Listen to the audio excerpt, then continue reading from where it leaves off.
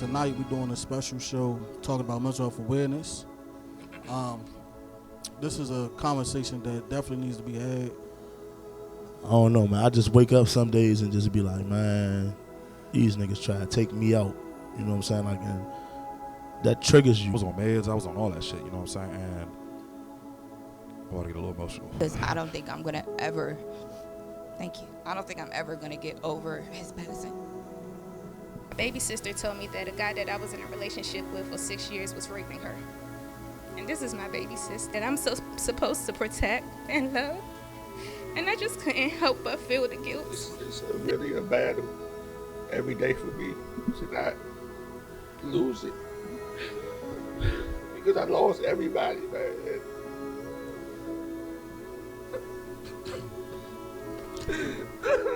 I wanted to do this show to prove that you have people who have been there, who are going through it, and you're not alone, Slim. Reach out and get help. Please, reach out and get help. If you have depression, if you have anxiety, if you have post-traumatic stress disorder, if you have any kind of mental health condition, this is not something to ignore. Depression, frustration, anxiety, pain, disillusion. It's just a natural part of the process of becoming a stronger version of yourself. The thing that keeps one living is a sense of future. That there will be a tomorrow, and tomorrow I've got to do this, and then the day after I've got to do that. Get started. Shout out to the family. I don't want no friends no more, not many understand. Yes, sir. It's another episode. Table Talk at the Shop podcast. With the Hookah Boys, man. Lady Trap. Lady Trap. You just put them together. Yeah, I just... Fusion. With Lady Marcy and Big Trap Charlie, man. As with that being said, to my motherfucking right. Tonight I'm just Earl, man. I'll just be Earl tonight. That's it. Turkeys coming in. I heard the turkeys coming in. I heard. Yeah, turkeys got it's gangster talk. It's gangster talk. Yeah. Man, I'm gonna be just Papi Grande Tonio. Throw your hands in the air if you's a true player. Yes, sir. It's Mr. Certified Lover Boy himself. Yes, indeed. A.K.A. HUNCHO. A.K.A. formerly known as TJ. She got the shape of a bottle, exotic little baby. I think she a model, designing you, baby, but let's see. It's your girl Jade, aka Big Trap, aka Baby Gangsta. Yeah. She my track queen, let her hit the bando. What's going on, beautiful people? It's your girl, Lady Marcy, aka Miss Harris, if you're nasty. A.K.A. what are those? AKA Marcy Benet, bitches. Marcy Benet, bitches. Hey, man, we got a special guest tonight, dog. My motherfucking family is here. My motherfucking dog. Who are you? Introduce yourself, my good man. Man, I'm just Troy Boy, man. Certified Troy Boy, that's it. You gotta go with Lord. Shit. Hey. Whoa, whoa, whoa. Oh my God. What about the kids? Ma'am, this is a Wendy's. What about the kids? Not Lady Marcy's stories of Debauchery. Tonight we're doing a special show talking about mental health awareness. This is a conversation that definitely needs to be had, especially in our generation, man, who might not understand what they're going through, if they're battling some of the same things. Hopefully this conversation can enlighten them and help them along their way. With that being said, man, we're just going to take a little open shot, man, to kind of loosen us up, break the ice, you know what I'm saying? And we're going to get into it, man. So, man, look, we're going to take this shot, man, for just to love, loyalty, honesty, being transparent. Window.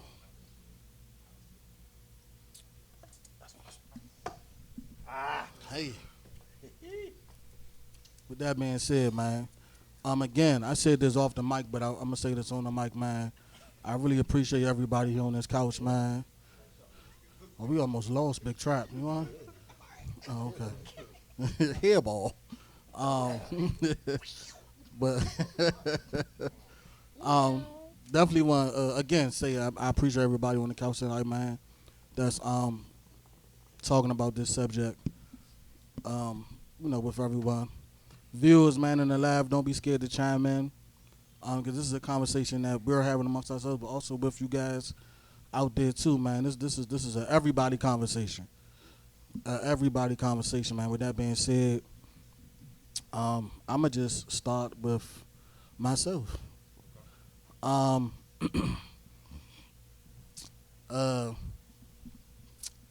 I've been going to therapy for about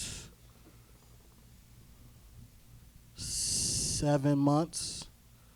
Now I got times where I slack. As opposed to checking with my therapist every week. So sometimes I might go 2-3 weeks, but I need to do better on that. But I have been in steady contact with my therapist for 7 months now. Before I started going to therapy, I knew I had issues. I know I had some issues within myself. I knew I didn't handle everything, handle my emotions, handle traumatic things that happened to me in probably the most proper way. But I just didn't want to go to therapy. I thought that I don't need therapy. I don't need a motherfucker I don't know to tell me about myself, to judge me, or to do any of that. A couple years back, I had lost a good friend. Well, I'm gonna go back further. I'm gonna go back further than that. When I was young, my uncle got murdered. Out Kenilworth, 2005, June 30th. That was probably my first time really losing like a loved one that's not like like far as like your great aunt or your great uncle or something like that. That was my first time really losing a loved one that I looked up to, who was near my age, and that was my first taste of a traumatic experience. I cried. I did the normal thing, but I kind of brushed it off because I wanted to be strong for my mom. Like I wanted to. I guess I was looking at myself like, okay, I'm a man. I need to be strong for my mom and my little cousins and my grandmother. And then from 2005 to other events to 2014 when I lost a close friend in a car accident, May 10th. That was a very hard blow, man. When you think about someone that you're always with, always talking to, always around, and then suddenly you get a call that says that person is no longer here in the physical form. And I wanna highlight physical form. That person is no longer here with you guys in the physical form, and that shit hurts. Like that shit hurt me. Like that shit fucked me up. But again, I was a man. I was a man, and I wanted to show no weakness. And to thinking like it was a lot of anger. It was a lot of anger mixed with sadness. It was a lot of anger mixed with sadness, but it was just something that I was just accustomed to. Like I just was accustomed to doing that. It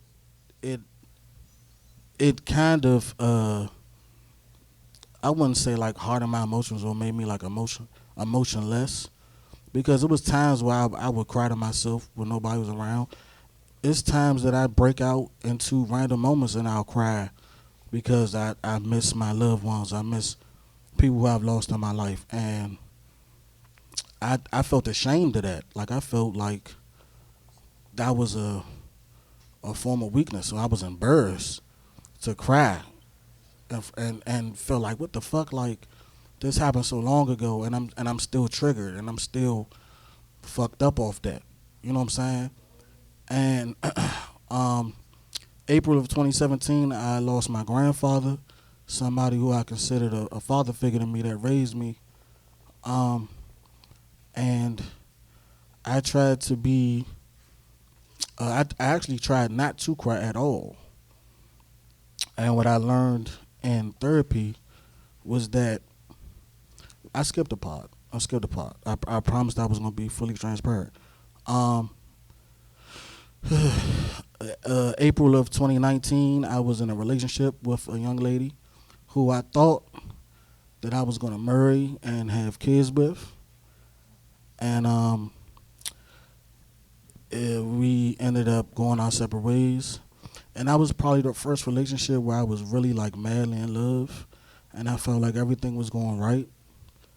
And it just didn't. Like, that person did some wild shit, and we decided to be apart. And it come out that 6 months, 7 months later, after we broke up, she got married and had a kid. So, of course, to the outside world, I'm Tonio. I'm not saying I'm no fucking celebrity, but to people that know me, they know I like to be a certain way. I like to be funny and happy. And I like to uplift my friends and be strong for my friends.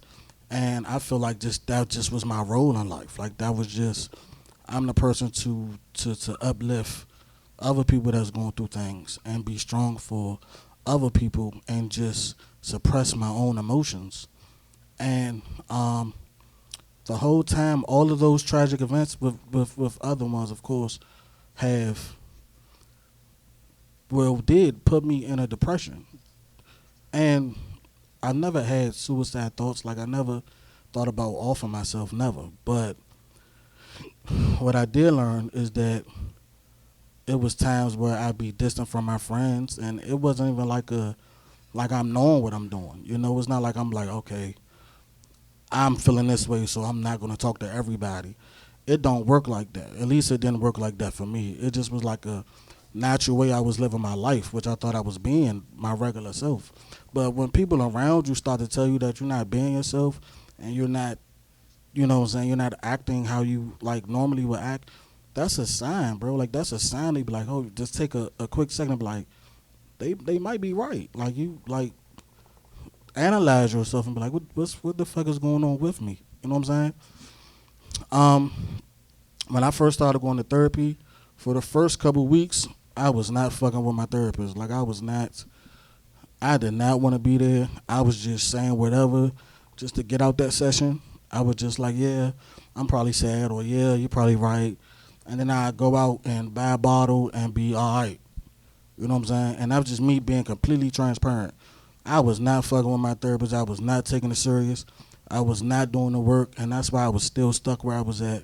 And that's why I was still having those emotions and not being able to know where they're coming from, or be able to know how to process my emotions, because I was shucking it off. Like, I was just like, man, I don't need this shit. I'm only going because my mom and my cousin and my sister was like, man, talk to somebody, because obviously I can't. One thing I want to say is, if you feel like you can't talk to your family about certain things, don't let your family make you feel like that's a bad thing. And I want to say it again. If you feel like you can't talk to your family about certain things, or how you are feeling, don't let your family make you feel like that is a bad thing. Because maybe they're just not the person that you need to be expressing yourself to. And that's not a slack on your family. That's not a slack on your family. That comes with knowing who you are. And that's why therapy actually does work if you take it seriously. From the first time I started to now, I definitely have a long road ahead of me. I'm not saying I'm all the way fixed. I'll be up here fucking lying. People who battle with depression, sometimes that's a life battle. For some people. Some people, you know what I'm saying? Some people, it might take a couple sessions. Some people might take one session.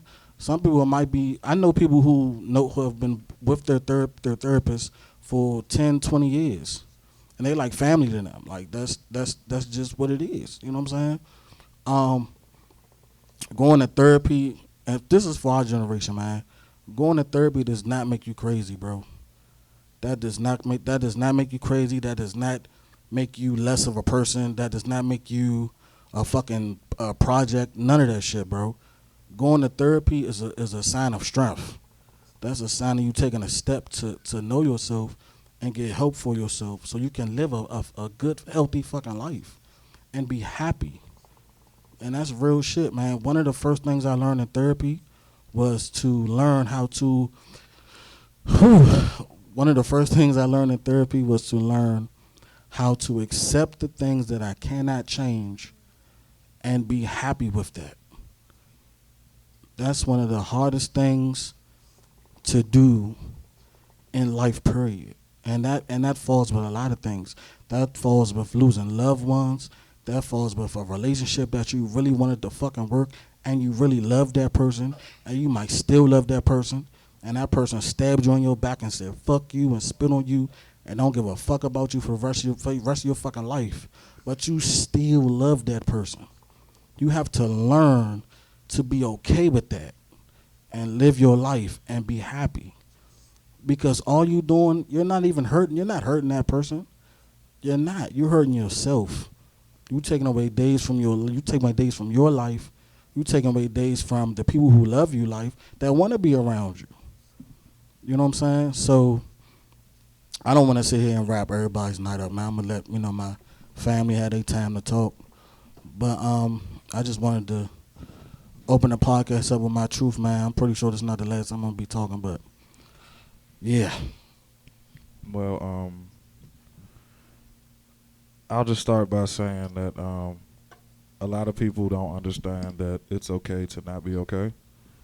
And a lot of people think that you always have to be up all the time, you know what I'm saying? It's okay for you to have your down days because you need those to level yourself out. And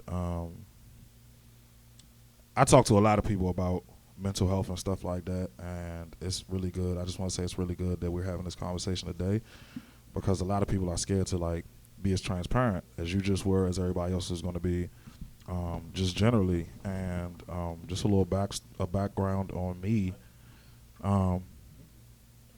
Just a little background on me.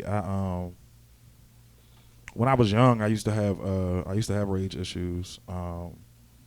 It was bad. I used to bite myself. I used to punch holes in the wall. All that shit. Like it used to be really bad. Like because I didn't know how to express my emotions the right way.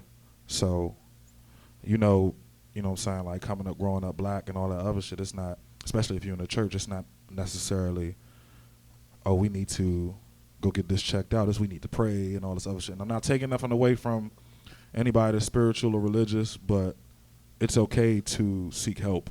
And what I also want to say is stop calling these kids bad. They're not bad. They're just misunderstood. You know what I'm saying? And it's just like, no. It is some badass kids. Don't get me wrong. It's some bad motherfuckers. But a lot of children are misunderstood emotionally, and they don't know how to express themselves. And us as adults, what we need to do is try to help understand that. Try to help them understand it because they don't know what they're going through. We've gone through this shit. We got years in this shit, so we have a pretty good judgment of what's going on. I mean, we still battle a lot of stuff every day, but we have a pretty good judgment. Children don't. And I kind of was in that situation where nobody thought it was that bad that I had to get actually looked at. They was just like, we're just going to take him to church, we're going to pray for him and all this other stuff, and that really wasn't working for me. I got diagnosed with bipolar disorder when I was 13. It's as a teenager, it's embarrassing, you know what I'm saying, you feel like something wrong with you. And to not know what's going on, it fucks you up even more. So it kind of helped me to finally understand what was going on. I was talking to a therapist at 13. I was on meds. I was on all that shit, you know what I'm saying? And I want to get a little emotional. But, no, I'm good. But, not for real. But it was just, it's kind of hard because it's like genetics. You know what I'm saying? It runs in my family. So like, my brother had to go through that shit, and just to see somebody else go through that shit, like it's just like, why you pick us? You know what I'm saying? Like, why you pick us to put us through this shit? My daughter, a lot of people don't know that shit, but my second oldest daughter, she went through the same thing. She was prescribed meds and all that other shit too. And I hope I'm not putting her business out there like that. But I'm just trying to be transparent. You know what I'm saying? Like, and it's just like you have to know these things to be able to guide the next generation through it. You know what I'm saying? Because like, it's hard to see your siblings or your loved ones go through that shit and you going through the same thing. So it's like, I don't know how to help them completely because I'm going through the same thing. And but God willing, all of us aren't taking medication anymore. All of us are doing pretty well. You know what I'm saying? Like, and my whole thing about meds is just like, because I was on mood stabilizers. I was on a bunch of shit, man. And it's just like, and I tell people all the time, like, that's why I'm so burnt now. Because like it was just like doing that shit when I was 13, 14. I don't recommend it for children that young because it's just like doing that shit when I was 13, 14, you know what I'm saying? When I got old enough, I was doing other shit too. You know what I'm saying? Like I was doing other shit and it was just like, all right, fuck it. I've been doing this shit since I was 13, 14. That shit don't, I can do this drug, I can do that drug. That shit don't bother me. I've been doing this shit. So it's just like, I don't recommend it. But you know what I'm saying? You want to go by what the doctors say and all that other stuff, but I think it's other venues you can take to try to get away from it. But just growing up, it was a lot to try to deal with. You know what I'm saying? Like a lot of my situations played into my mental health. Like a lot of people that know me know that I always had a book bag on when they saw me or some shit like that, and that was because I never knew where I was going to end up. And we used to make jokes about it, but I really felt like that. You know what I'm saying? Like a lot of people see me as this happy ass person, as this just somebody that's always trying to bring light to the world and all this other shit. But it's a lot of darkness there too. And but you have to find a middle ground, and that's what we're working towards. And that's what us talking about this today is doing. You have to talk it out. You cannot hold that shit. And I will always say that you cannot hold it in. It's not good for your health. It's not good for the people around you. It's not good for your life situations because it's gonna come out, and that's why you may see people lash out sometimes or people just be in bad funks and all that other, and it's because they're not releasing that energy. You have to release it somehow, some way. You got to find the avenue where you can release it, and yeah, it's just growing up like it was hard to deal with. Being a fucking grown up now. It's still hard to deal with. I fucking had an anxiety attack like 2 weeks ago after one of our shows, and I wasn't even going through nothing bad in my life. I said something about it. I spoke a little bit about it on Twitter, and it was just like a lot of people think mental health just happens when you're in a bad place, and that's not true. You know what I'm saying? I was in a good place, but a part of me was just scared because everything was so good. So it was just a part of me was expecting something bad to happen. And that's where the anxiety attack came in. And it was just like I didn't prepare myself well enough while I was in a good space too. So that's why I said even if you're in good places, that's why I said I'm not harping on anybody that takes the religious way of things, because if you pray and all that other stuff, if you're talking, as long as you're getting that shit out, you know what I'm saying? No matter what you believe in, no matter what you do, as long as you're getting it out, talking to people, talking to friends always isn't the best way, because your friends, sometimes you got friends that's always gonna be on your side, and then you have some friends that's gonna tell you some stuff that you might not need to hear at that exact moment. So I always tell people you need to talk to a therapist, like somebody that's completely unbiased, somebody that don't know you from a can of fucking paint. You can get to know that person, but you have to have that level where they just don't know you at all, just so they can give you an honest answer. You don't want somebody giving you an answer today, you know what I'm saying, one of your friends think that, well, I was in this situation, so you should do it like me, because everybody has their own path. So you need to have somebody that does not know you at all and just walk you through that, because that's the best way to go about it, because they give you a fresh outlook on things. They give you a better way to handle things. And I'm just going to finish up by saying, man, like I said, it's okay to not be okay, man. Like, just talk this shit out. We have to have more conversations like this, because especially being African Americans, and especially being men, not taking anything away from the ladies, we're just, like Tonio said, we're just brought up to not show emotion at all. Luckily, I was in a household where I can show my emotions enough where it's not as bad as it used to be. But a lot of people don't have that. And for the next generations coming up, we have to be those people to let people express themselves emotionally. We tell boys, suck it up all the time. You know what I'm saying? Suck it up. You know what I'm saying? And we just got to get better at that. If we allow these children as children to express themselves emotionally in a better way, then we'll have a lot more better people in the next generation. And then that generation will show the next generation. And we just have to keep that shit going, because there's a lot of fucked up people out here, man. There's a lot of people that don't know how to express themselves. There's a lot of people that look at anger as the best way to express themselves. There's a lot of people that look at drugs to express themselves. There's a lot of people. I lost a friend like that. There's a lot of people that look at all the wrong ways of doing things, and that's the way they express themselves. And we have to be able to teach these people that it's a lot easier ways, it's a lot more positive ways to express yourself, to let that shit go, and to just be free of all this mental disease, man. Because it's a lot of bad cases out here, man. And thank God mine wasn't severe, but it could have been worse. And if I didn't go and get the help that I needed, so don't think nobody gonna judge you. Don't think you're crazy. Don't think any of that. Just go try to get help, and that's all I'll say. Well, I'm gonna start from the beginning of when I feel like shit went downhill for me. When I was 13, I lost my grandma. And man, my grandma was Jade close. You know what I'm saying? Like, she raised me. If she was still here, y'all probably wouldn't know me. I'd probably be a country bumpkin somewhere down the country with my grandma, because that was my dog. You know what I'm saying? So I think me losing her, it triggered my inner anger. Because believe it or not, I used to be a happy kid. And when that happened, like I just felt like I lost everything in the world to me. Not to take down from my mom or my sisters or my other family, but it's just like, it's always that one person that you connect to in ways that you connect with no one else. And my grandma was that person for me.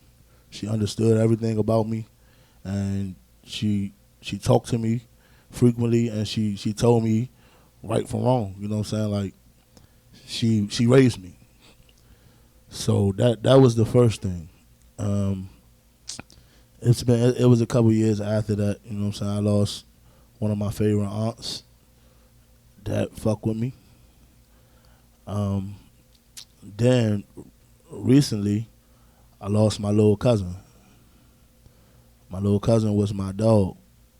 Earl can tell you, like, that was my dog. I real life went tooth and nail for this nigga, man. Like, that was my dog. And I just felt like I let him down because I wasn't there for him. You know what I'm saying? Like, he had called me the night before his demise, you know what I'm saying? So, and I didn't answer because I was at a show. So that still haunts me to this day. Like, if I would have answered, maybe I could have did something to stop this from happening to him. Even though you can't control when it's somebody's time, you know, when it's their time, it's their time. But I just felt like I could have been a better cousin and answered the phone when he called, you know. So that also triggered me, you know what I'm saying? And this week, I lost my aunt, which is another one of my favorite people. You know what I'm saying? Like, I talk to her all the time. That's my baby. You know what I'm saying? So I'm still dealing with that as we speak. You know what I'm saying? Like, I know everybody know me to be tough and all that shit, but I actually broke down at the show on Thursday. Like, I couldn't even get my mind together. Like, I couldn't get my shit together. So, but luckily I had the support of my band and my friends, you know what I'm saying? Like, they talked me through it, helped me get through it. Troy always got my back, you know what I'm saying? Like, he kept checking on me, making sure I was good. And but the root of my issue is a couple years ago, I was shot. And being shot, man, it's not nothing cool, man. You know what I'm saying? Like, I know people glorify their wounds and glorify being shot, but that shit ain't cool, bro. Like, I real life could have lost my fucking life. Like I couldn't have been here today, you know, and that plays a big part in my life. And me, I'm not real live like a big talker when it comes to emotions. And everybody around me knows that. Like when it comes to my emotions, I feel like just chunk that shit up and go on about your business. You know what I'm saying? Like you gotta deal with it the best way you know how. But all of that shit that happened to me over years, it just built up a lot of anger. So it makes me an angry person. I have my days where I can be happy and I can be a joy to people, you know what I'm saying? But other days, man, I'm just fucked up. Like, and this is my first time actually really talking about this shit. Like, so it just be like when you shot, you feel like someone took something from you. And to me, I think that's what I deal with every day. I feel like that somebody took something from me. So it causes me to react in different ways. Like I react out of anger. You know what I'm saying? Like I love my friends to death, man, but I snap on them from time to time. And they'll tell me like, bro, you tripping. You know what I'm saying? Like, get your shit together. And you need people around you like that's not afraid to tell you that you're fucking up or that you tripping. You know what I'm saying? I'm not one that's big on therapy. You know what I'm saying? Like, cause I real life don't like talking to people about shit. Like I'm just not a big talker about my emotions, and I think that's gonna be my downfall in life. But I'm just not a big talker. Like I don't like talking about shit that happened because emotions to me, I don't know how to deal with them, bro. Like, cause, and I can honestly admit that I don't know how to deal with my emotions. So it causes me to react out of anger because that's all I know. You know what I'm saying? Like, that's all I know. So with me, it's just like, I don't know, man. I just wake up some days and just be like, man, these niggas try to take me out. You know what I'm saying? Like, and that triggers you. Like, that fucks up your mind. Like, it fucks up your mentals because you start to feel like everybody is against you. Like, even the people that's in your corner, you feel like they're sometimes against you. When they don't agree with certain shit you say, you take that shit to heart. Like, oh, you not agreeing with me, that means you're not on my side. Like, and that's not what that means. They just trying to make you a better person. You know, and all I'm gonna say, man, is that, man, you just gotta believe in the people around you, man. Trust the people around you. That everybody is in your life for a reason, man. Like, and if they're not here for a reason, they're here for a season. So you just gotta trust the people in your life, man. Like, and you just gotta let shit be what it's gonna be, man. You gotta deal with that shit, and you gotta address it head on. Like, I'm learning that still to this day, and I'm old as fuck, and I'm still learning that to this day. That you gotta learn how to deal with your issues. Like, it's a process, but I've been doing a lot more talking to like my friends. I talk to Tonio, talk to Earl, I talk to Troy. Ryan, I can't talk to him because he always making a joke. But it's just like, man, you just gotta trust your circle, man. Like, and appreciate the people that's still here, bro. Like, you have to love your loved ones, man. Like, love your family, man. Like, don't let something like a family member passing cause you to come check on your family. Check on them just because you're supposed to. Like, check on your people every day, man. Like, if you got kids, check on your kids. Check on their mother. You know what I'm saying? Because they go through shit just like everybody else. You know what I'm saying? So I'm just the person that's trying to be better as a man. Like, it's not gonna happen overnight, but I'm real loud working on myself and trying to be a better person. Because I have a lot of faults.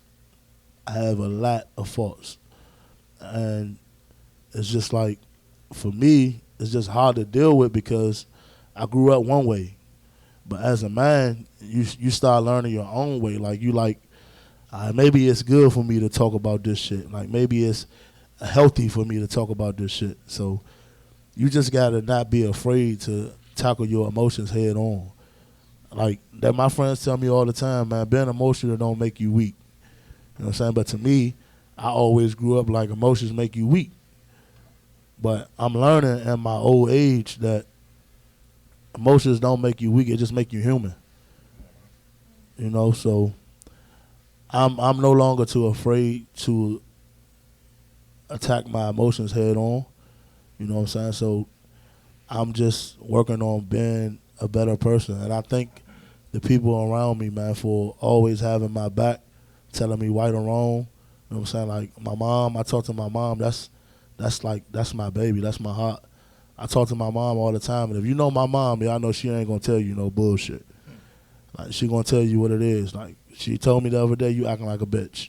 You know what I'm saying? Like, so I just love everybody around me, man. I just want to let y'all know that I appreciate y'all for always having my back. You know what I'm saying? And what I went through, man, I don't wish that shit on nobody, Mo. Like, and the recovery process, man, was hard. Like, it was hard. Like, because in my mind, it's like I wanna be better. Like, I wanna be better. I don't like to depend on people. Like, I don't like this. I don't like people having to do stuff for me and none of that. So I want to be better. Like, it's been a couple of days, my brother came in the house. I'm up trying to walk around. No, I ain't supposed to be walking. He like, sit your ass down. What the fuck is you doing? Like, Troy, what are you doing, bro? Stop. You need to chill out. Like, it's just my mindset was just like, I don't like feeling weak. Like, I don't like that feeling. But like I said, emotions don't make you weak, it makes you human. So with that being said, man, I just want to encourage everybody, man, to tackle your issues head on, man. Like if you're a man and you feel like emotions make you weak, man, just remember what I said, man. They don't make you weak, they make you human, bro. Like, just tackle that shit head on, see who you need to see, talk to who you need to talk to, man, and just get it out the way, because life is hard, bro. Like, life is hard every day. Like, every day, man, it's hard. So you just got to figure out ways to get through that shit on your own. And you got to figure out your own way. So that's all I want to say. I just want to say, y'all are extremely stronger than y'all know for even coming here with us, talking on a live. Like, that shit is so inspirational to me, even though I've talked about my story countless times, but to hear it from men come out and be vulnerable and talk about their situations and really talk about their shit, it's inspiring for me, because a lot of men in my life aren't like that. So I just want to give a big shout out to y'all for talking about that. I've had a extremely long journey with my own mental health. From so many things. For starters, when I was like 10, 11 years old, I lost my grandmother on a very significant day, which was my birthday. And it wasn't really that she passed on my birthday. I mean, that, of course, that fucked me up. But my family, I don't know if it was because I was so young, but my family wasn't going to tell me.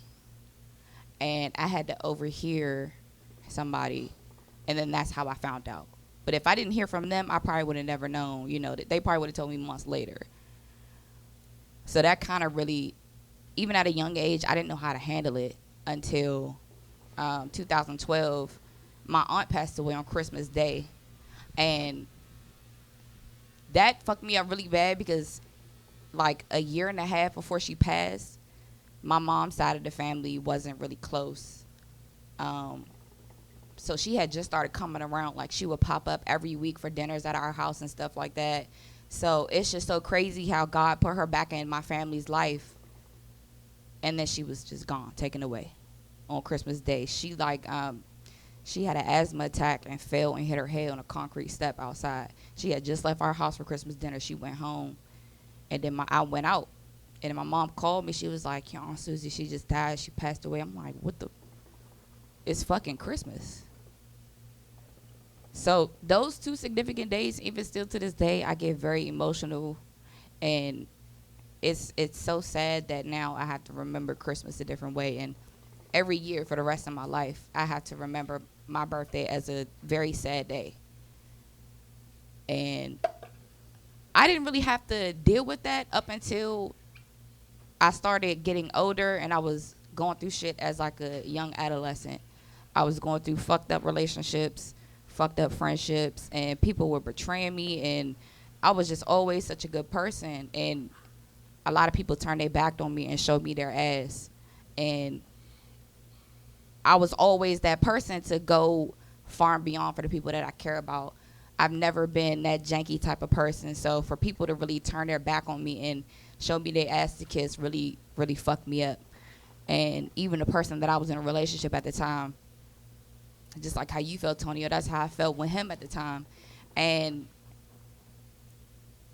it fucked me up so bad that I didn't know how to process my emotions at that time. So I turned to different things. I tried to talk to people, but nobody was really helping me. So I started drinking more, and then that wasn't really doing anything. So I'm like, fuck, I need something more, but I don't know what the fuck is going to help me right now. Talking is not working. Me being by myself is not working. So I got into a car accident, and they prescribed me some medication. They prescribed me, I think it was Vicodin. So that was my first taste of drugs. I was like, oh shit, hold on, we might be on to something. This is kind of helping.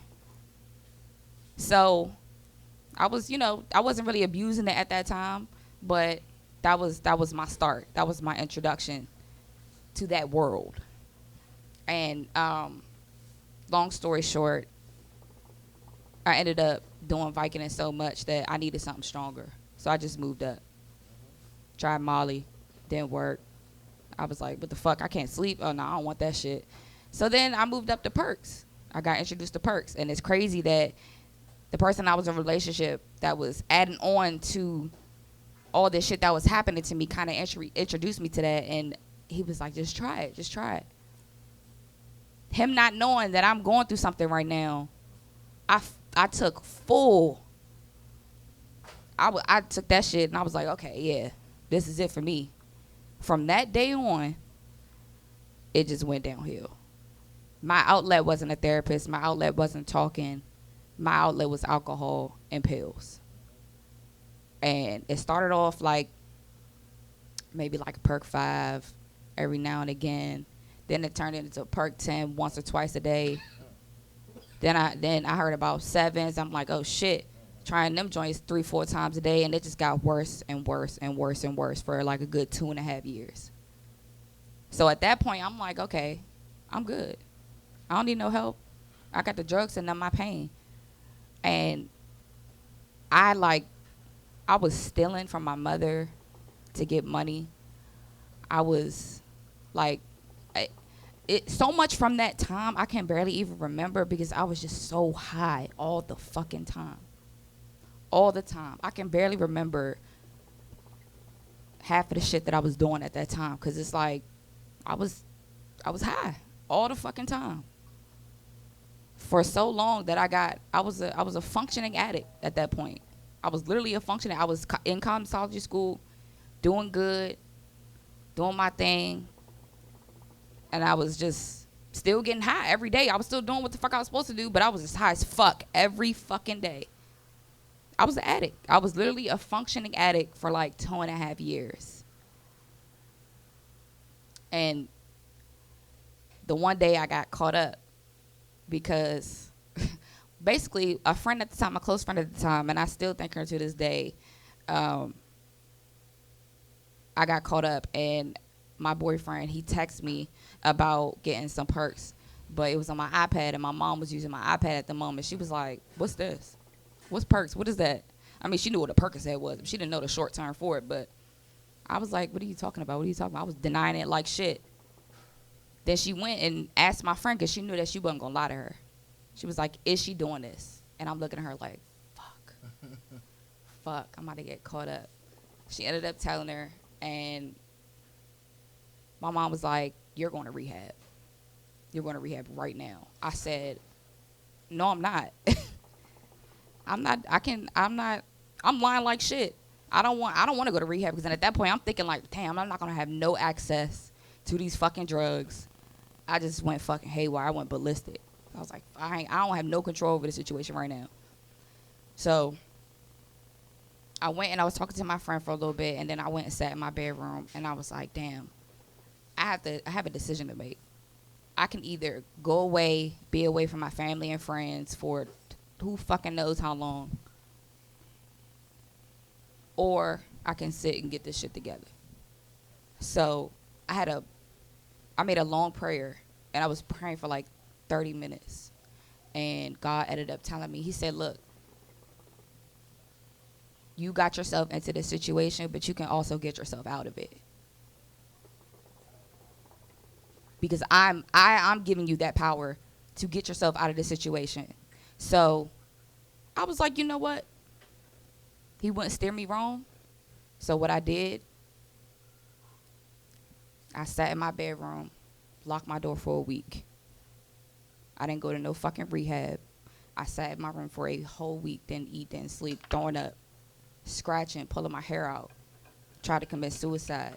I tried everything in the book, but I knew goddamn well that I was not about to go and leave my family and nobody that I cared about. So I went and sat in my room for a week, went through my withdrawals. Everything how you see how it is on the movies, that's exactly how it is, how it felt for me. Me detoxing, my body was just like, it was just going through so many things. Like, if just imagine yourself being on something for so long and your body at that point just starts to crave it. It's gonna fuck with you mentally, physically. I was fucking shaking, throwing up. Like, I wouldn't wish that shit on my worst enemy. And since that day is when I started my new journey. I was like, after everything was over and I got my head together, I just felt like I was no longer under that dark cloud. Because then after I was done and I was like detoxing fine, I was like, okay, well, I feel so much better. You know, depression and drugs go hand in hand. You know, people will find their outlet in different things, and it's like, I had a lot to do. I was like, okay, well, that was a big hump, but I'm not done yet. I still got a lot of shit to work on. So I stopped on September 16th. So next Thursday will be 5 years for me. And that's all right, Charlie. That's all right. It was so unfortunate for me at that time because a lot of people don't have friends. I didn't have friends that I could go to and talk to at that moment because those were people that were portraying me. And I had to do a lot of self-work and mental work within myself, getting closer to God and praying. And I tried therapy. I went to therapy one time, but that was it for me because I wanted to see what her tactics were. And I was like, well, if she's going about it this way, there's no reason why I can't do the same thing. So therapy, I mean, I'm all for therapy, but I just didn't go back after that one day. And I wanted to personally do the work for me, for myself. I didn't want nobody to help me. And since then, I mean, I've went through some things, but that process of me doing that work with my inner self was the hardest part. And it's still an ongoing journey. I don't really struggle with the craves and the urges every day, but sometimes when some things happen, it's still kind of hard for me not to go back down that same road. And unfortunately, I found myself back kind of in a depressive state because I just lost my father.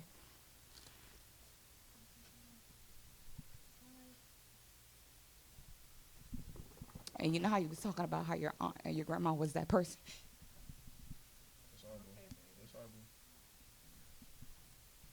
That was my person. So it's hard for me now not to go back down that same road. It's really hard for me right now.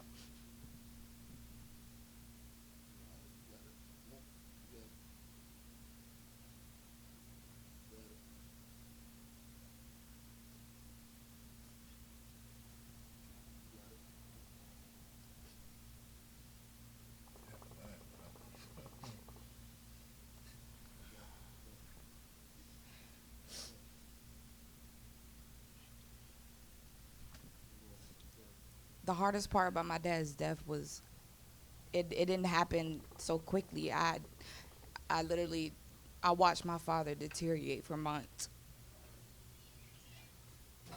And it literally happened overnight. And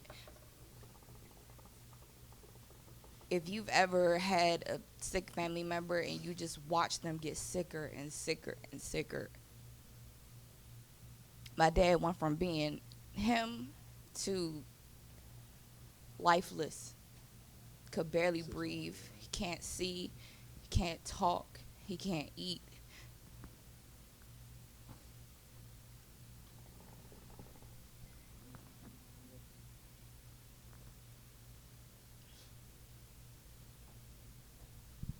Needless to say, when he passed away, I lost somebody that was very dear to me. He was that person for me. Me and my dad were close as shit.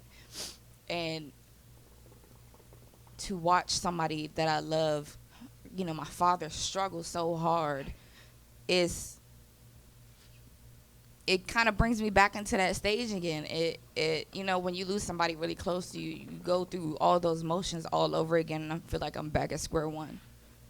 So, unfortunately, now I've made a decision that I'm not going to try to help myself this time around. I am going to go back and see a therapist because I need it. I need it because I don't think I'm going to ever, thank you, I don't think I'm ever going to get over his passing.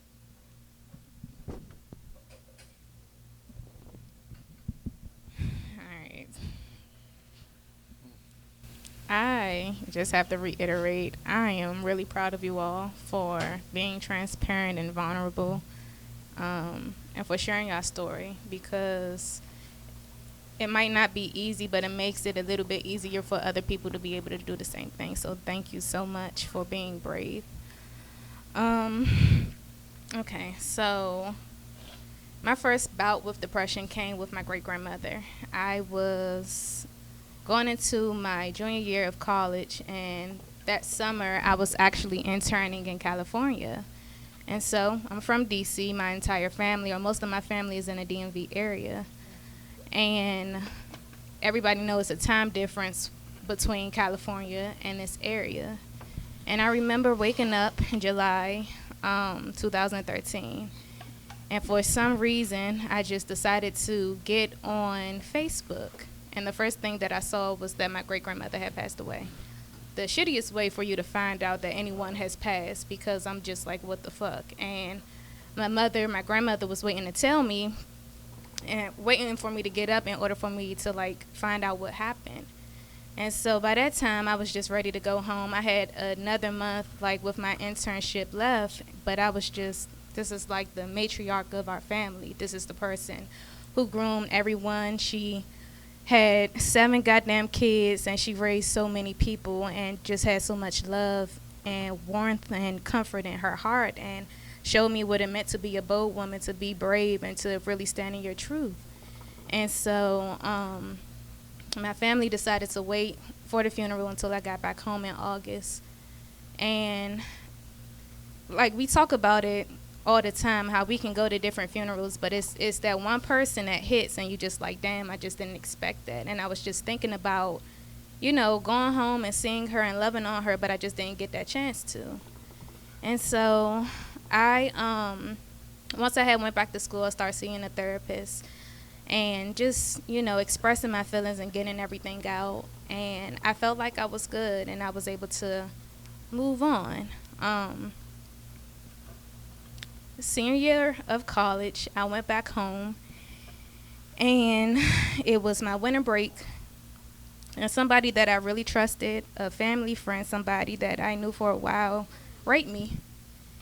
And I don't let a lot of people in my space. I am fun. I feel like I'm really careful about the people that I have in my life, and that was the first time that I ever felt that betrayal.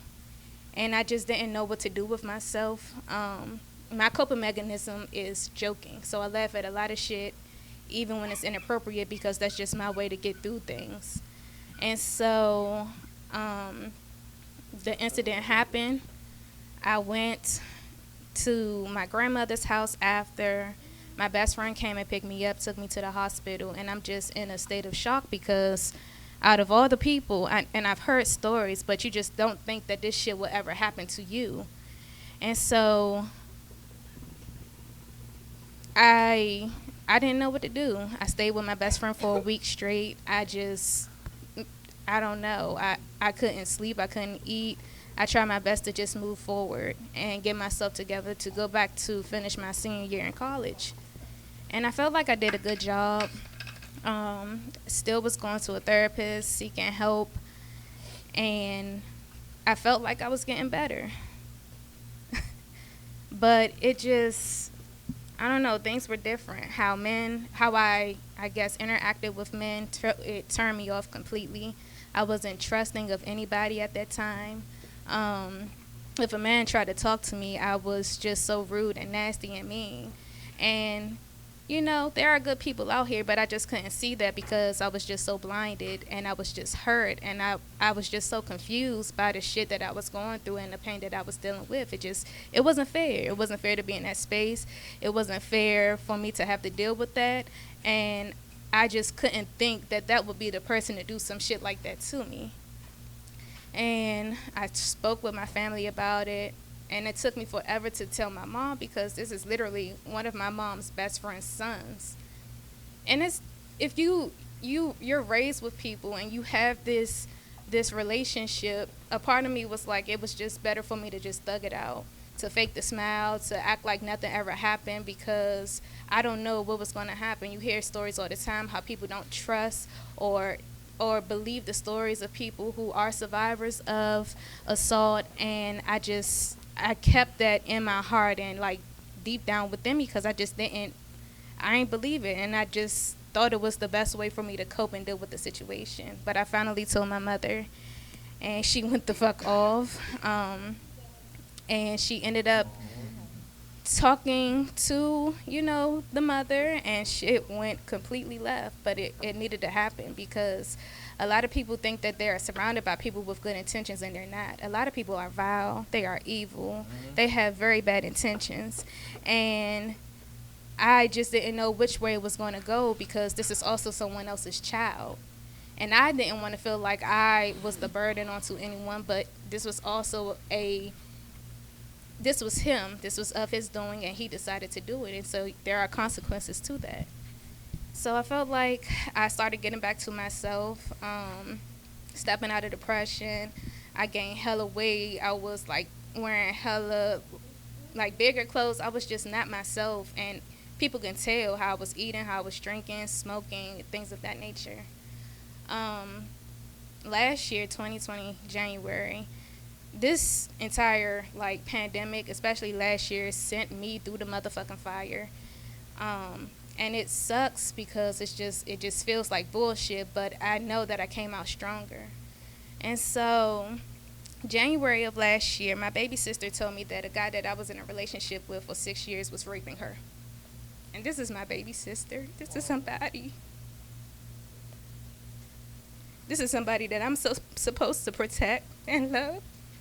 And I just couldn't help but feel the guilt. This is somebody that, like, I'm supposed to make sure she's good on all fronts. And it just took so long. It took so long for her to tell me because she just knew I was going to be angry. But that, he manipulated that girl and told her so many lies that he was going to be the person to protect her through all of this, and he was doing this shit. He was doing this shit to my baby sister. And I went through the fire. I stopped talking to everybody.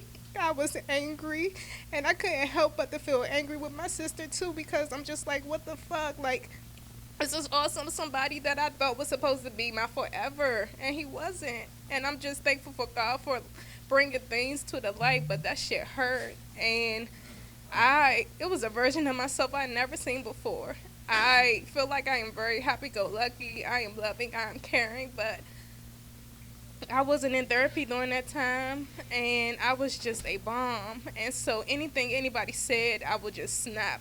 And I really got to shout out my mom because she caught the bulk of me spazzing Anytime I had an outlash, anytime I broke down, not being able to work, not being able to sleep, not being able to go on, that shit hurt.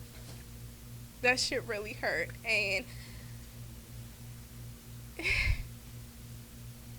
I'm going to say that you got to do what you got to do to make it through the next step. My sister is a light in my world, and I love her forever and a day, and I'm going to always be there for her. But y'all really got to watch the people. And I guess I was just oblivious. I could not tell that it was just going on because he was just so good at hiding it. He was a charmer. He was narcissistic. Everything about it. A great manipulator. Everything the fuck about it. And I couldn't wrap my mind around this shit actually happening. And the fact that he literally had a sister the same age as my sister. So that's just, it was just foul. Very. And if I see him, I'll hit him with my fucking car.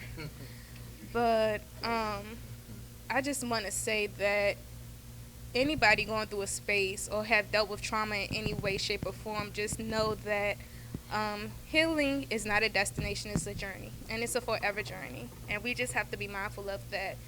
There are going to be days when you are fucking great. There are going to be days when you don't feel like getting out the bed, but you do have what it takes to be able to press on and move on and get to where you need to be.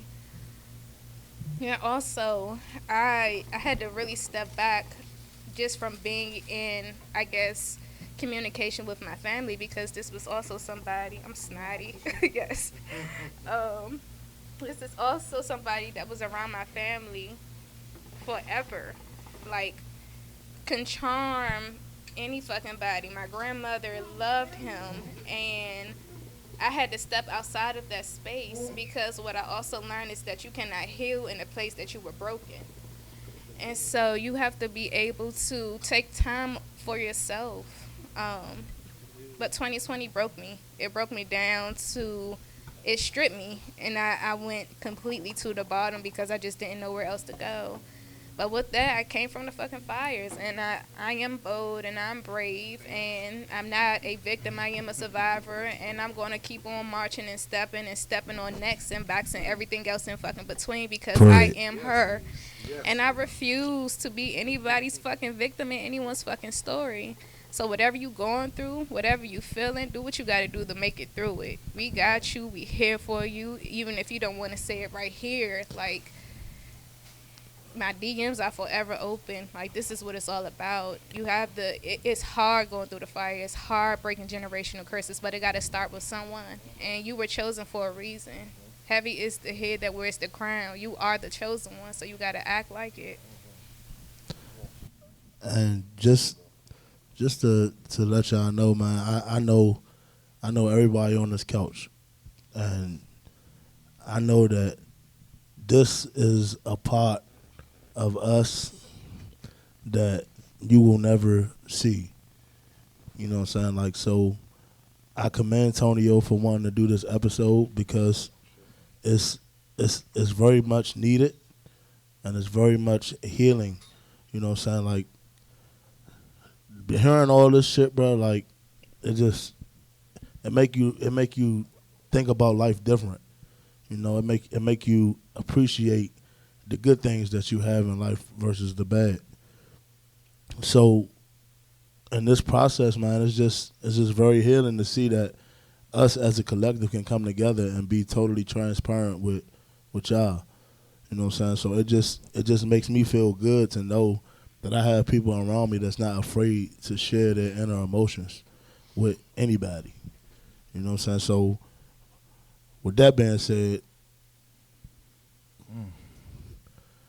my dog. I'm telling you, man. Fuck, shit. Okay. Damn, I don't even know. That's a lot, man. Damn. Love you, Troy. Hey, y'all. Hey, Excuse him for having his hood on. He's him. Man, I don't even know what to say, man. Y'all. Oh, sorry. Y'all. Shit. That's y'all. Damn. That was heavy just now. All y'all opening up, especially TJ. I know he don't never talk to nobody. Known this guy 10 plus years. We've argued almost fought a few times. Cooler heads have prevailed because everybody know who's gonna win. Me. But man, I just had to say that real quick. But yeah, everybody up here know, you know,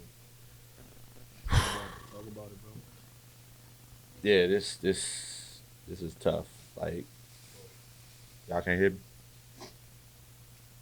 Oh, I'm good. Huh? I don't really want to look at the camera, but I will. Um, yeah, next month, October 10th, makes 10 years that my mom has been gone. So,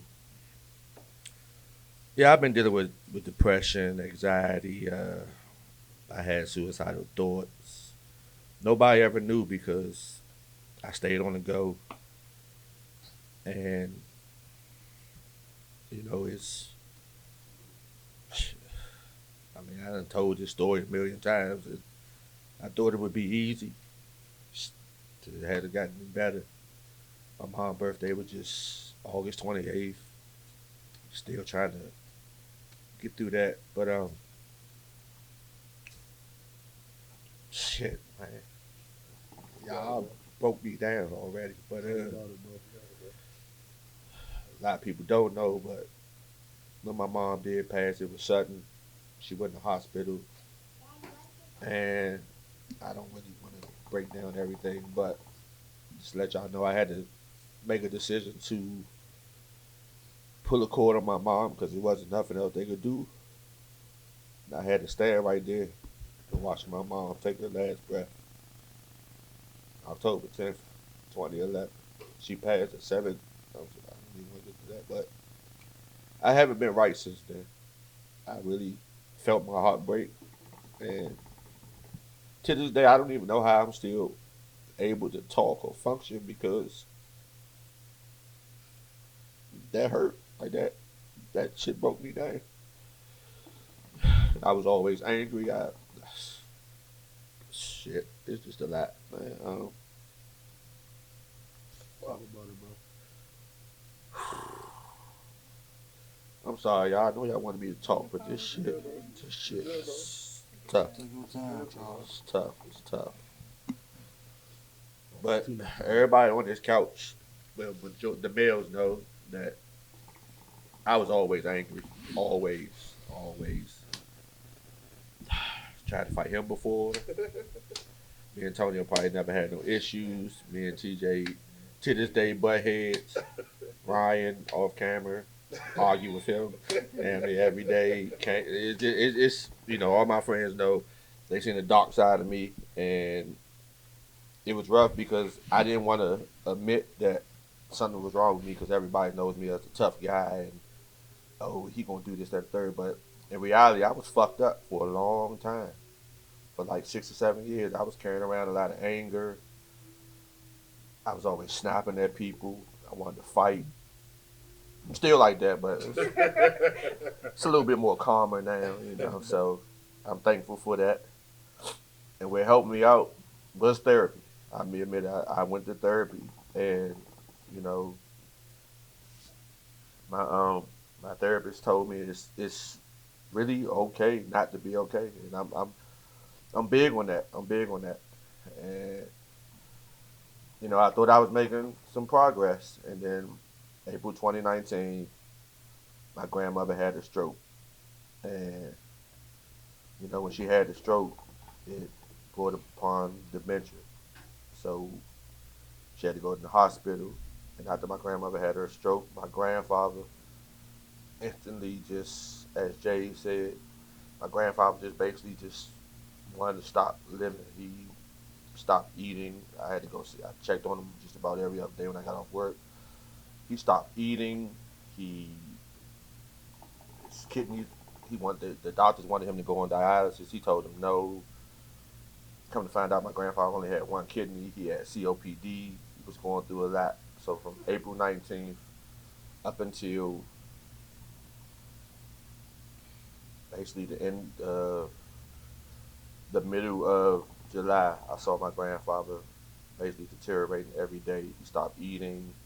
He started losing his body functions. I would go check on him, and he would be embarrassed because he used the bathroom on himself. I had to clean him up. It was a lot.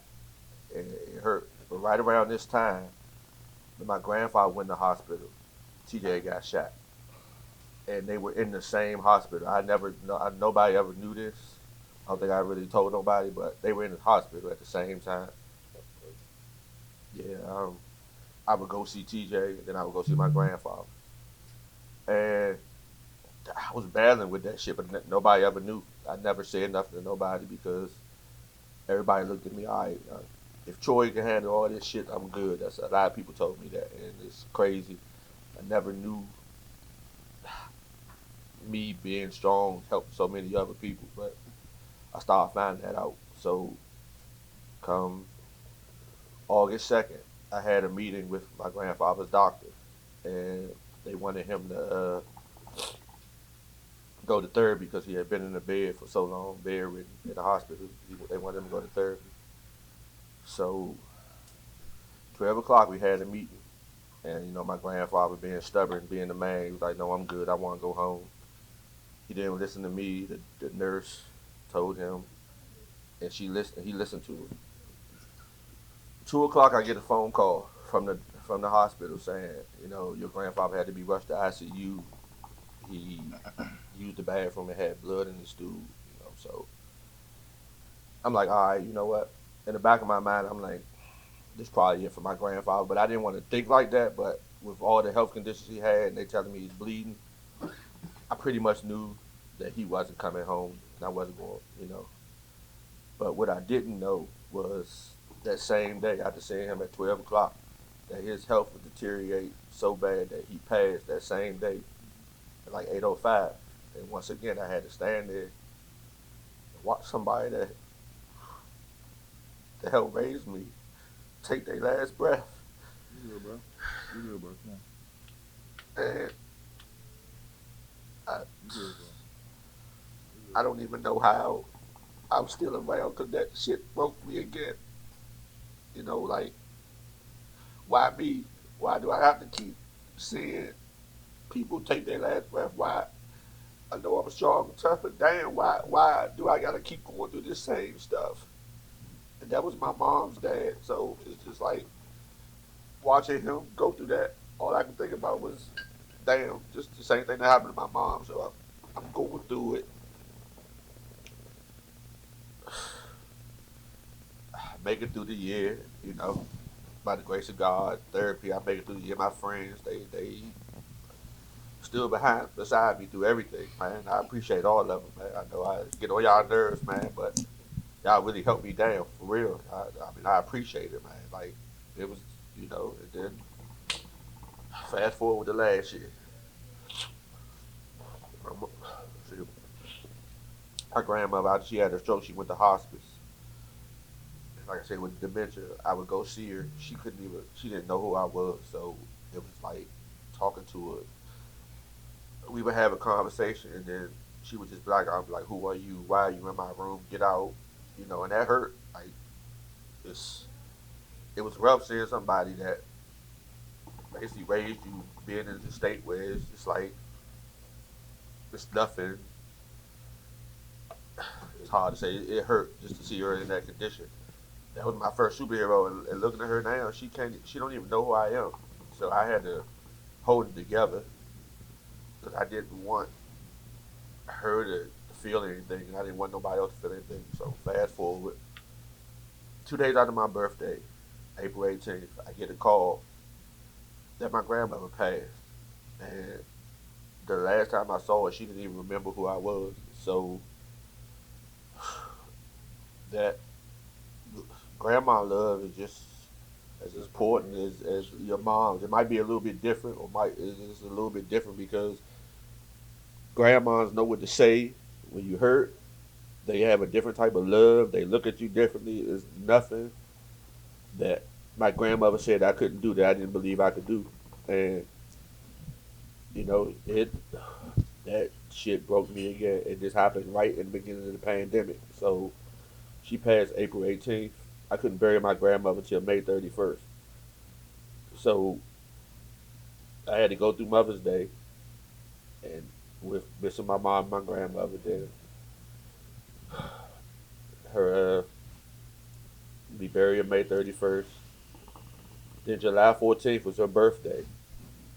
And then right after July 14th comes August 2nd, which is my grandfather's death anniversary. Then August 28th, my mom's birthday. It's just like last year, it just felt like I was getting beat up left and right. And it's just, I don't even know how I'm still able to even function on a daily basis because my heart broke, y'all. Like for real, like it's so many different pieces. I don't even know what to say, and you know,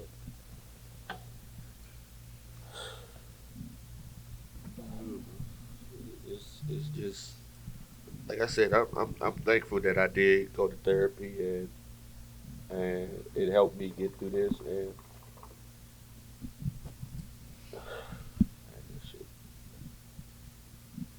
just know y'all it's okay so like I said not to be okay because like You shit got it, bro. You got it. like I don't think nobody understands what I go through on a daily basis or how I have to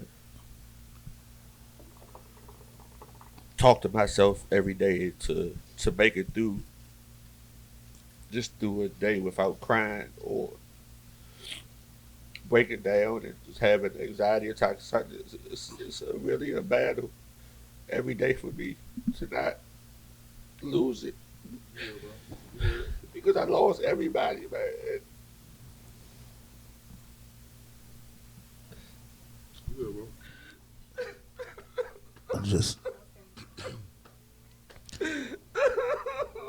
I just want to say that bro. I know you hurt, but I'm proud of you, bro, because what y'all don't understand is that Troy is that friend you can go to when you need to talk and you need to let some shit out. Absolutely. You know what I'm saying? I was here from Troy every day. Troy is that guy that's gonna always keep it a buck with you. You know what I'm saying? Like, man, he gotta get it out, man. Like he gotta get it out. But Troy is a very strong individual, man. You know, and Tonio, I'm also proud of you because I know you don't like to talk about shit like this neither. You know what I'm saying? Us three plus Ryan, we was raised different. You know what I'm saying? We was raised to control our emotions and don't be no bitch. Like that's what we was told all our life. You know what I'm saying?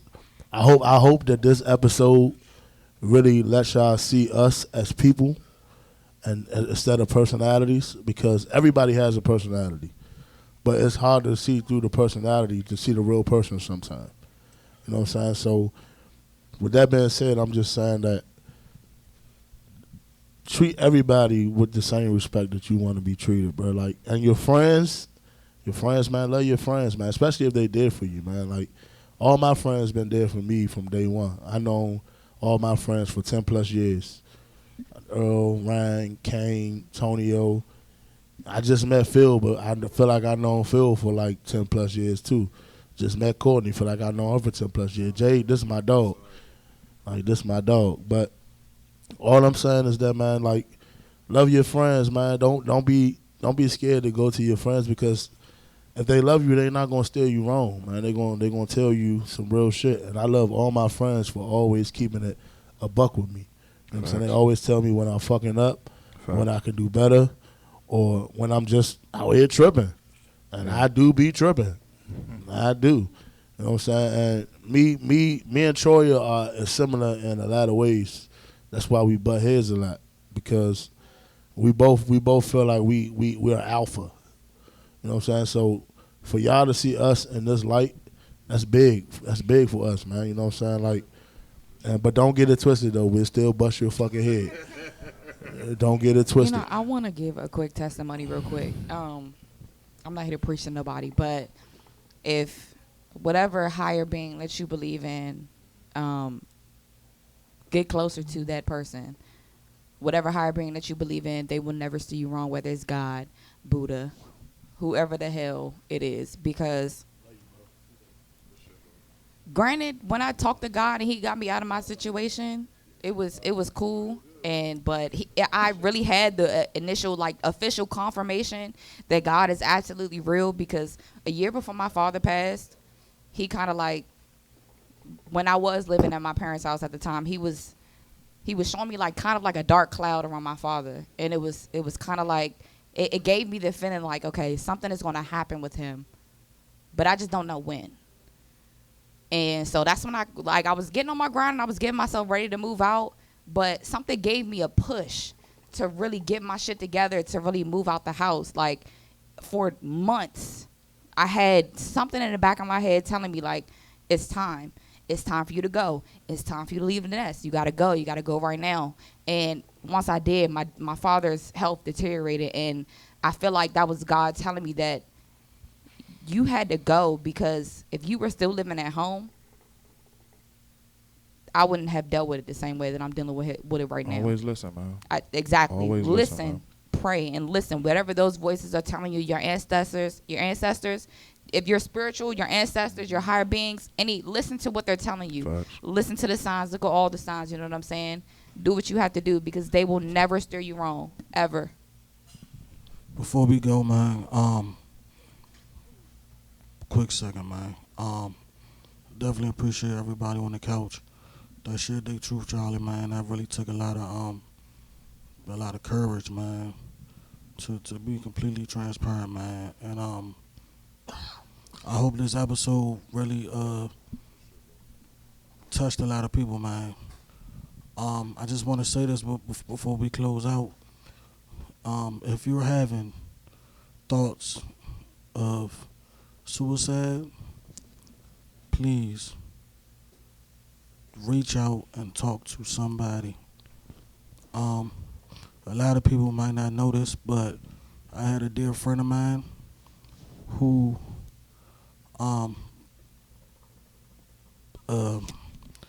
he had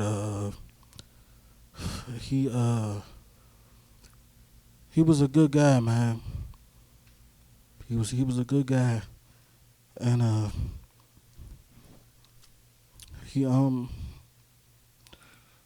he felt like he had nobody to talk to, man. And this is one of the reasons why I wanted to do this show, to I wanted to do this show to touch anybody who feels they have nobody, or if they feel like nobody else has been there.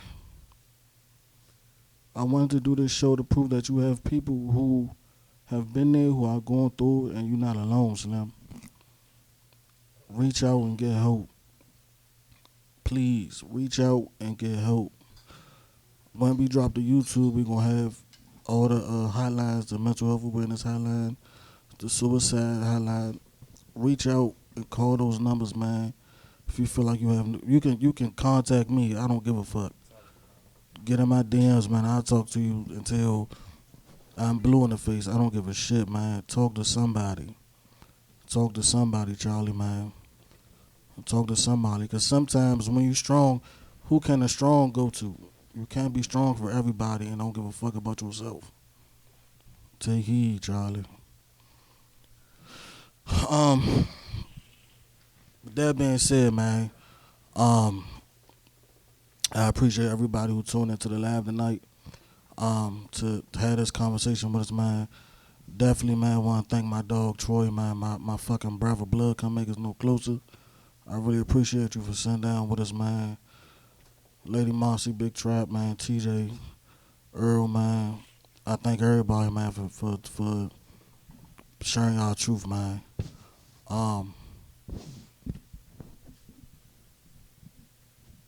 TJ, Troy, if you got any last word before we go?